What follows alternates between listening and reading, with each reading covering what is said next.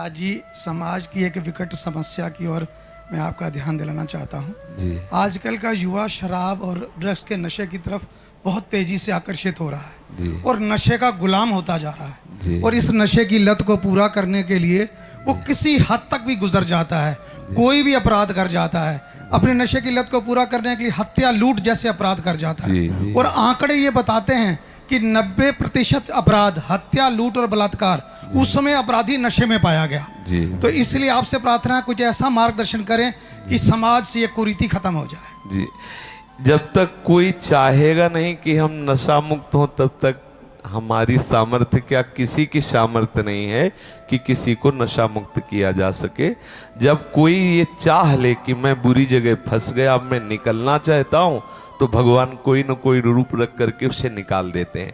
हम नशा क्यों करते हैं, इस पर दृष्टि डालें। पहले हम नशा करते हैं आनंद के लिए।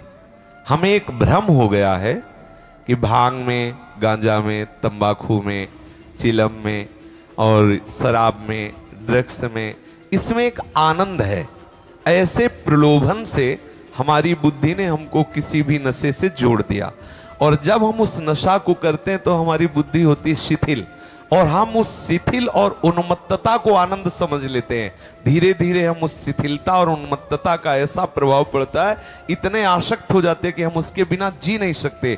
और वो उस प्रमत्ता में, उस उन्मत्ता में, उस प्रमाद स्थिति में वो बड़े बड़े दुराचार प्रवृत्तियों से भी युक्त हो जाता है। उसका शरीर ऐसे ऐसे रोगों से ग्रसित हो जाता। अभी कुछ ही दिन पहले एक अपने हैं, शायद यहाँ बैठी हूँ, उनके पति शराब पीते थे, उनका लीवर खराब हो गया। हर उपाय करने पर भी वो अभी कुछ दिन हुए उनका शरीर छूट गया। वो वृंदावन में ही है। तो अब हम क्या करते हैं कि हम आनंद के लोभ से नशा करते हो, नशा हमारा सर्वनाश कर देता है।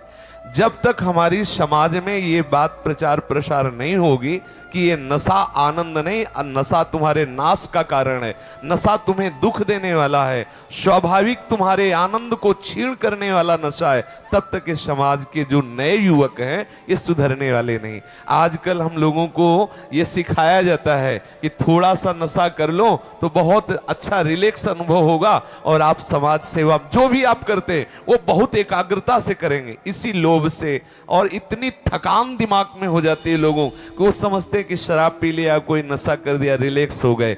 जब तक भगवान की शरण में नहीं होंगे, जब तक शास्त्रों का स्वाध्याय नहीं होगा, जब तक वो किसी संत महात्मा की आज्ञा के अनुसार नहीं चलेंगे, तब तक सच्चे आनंद का परिचय नहीं होगा। सच्चे आनंद का जब तक परिचय नहीं होगा तो ये झूठी बातें कभी नहीं छूटने वाली। इसीलिए लोग गंदी आदतों में फंसे। मुख्य उनका लक्ष्य है आनंद। आप देख लीजिए, कोई भी नशा को बोले चलो आज फुर्सत में शराब पिया, आनंद के लिए ना, लेकिन वो क्या शराब उनको आनंद देने वाली है? क्या ये नशे आनंद देने वाले? पर अज्ञान के कारण वो ऐसा करते।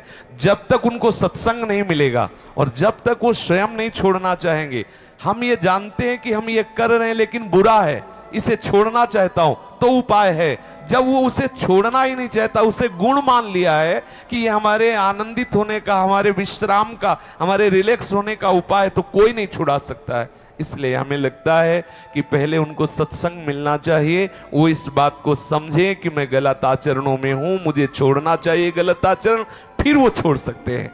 पक्का समझ लीजिए, हर नशा आनंद के लिए करते हैं और वो नशा उनके आनंद का नाश करने वाला है। आनंद तो सच्चिदानंद प्रभु के चरणों में है। जब तक प्रभु के चरणों का आश्रय नहीं लेंगे तब तक ये बात सुधरने वाली नहीं है। चाहे कसम खा के देख लो, एक कसम खाओगे एक विषय की तो दूसरा रास्ता निकल आएगा, दूसरे व्यसन का आश्रय ले लेंगे। जब आनंद मिलेगा प्रभु की तरफ तो फिर उनका मन शांत हो जाएगा। निज सुख बिन मन होई कि थीरा।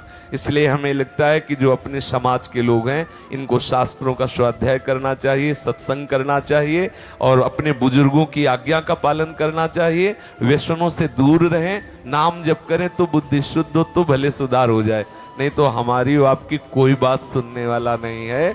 अगर ज्यादा कहोगे तो पिट ऊपर से जाओगे। हाँ, वो मानने वाले नहीं है, क्योंकि उनके अंदर ये धारणा बैठ गई है कि रिलैक्स होने के लिए, आनंदित होने के लिए ये व्यसन जरूरी है।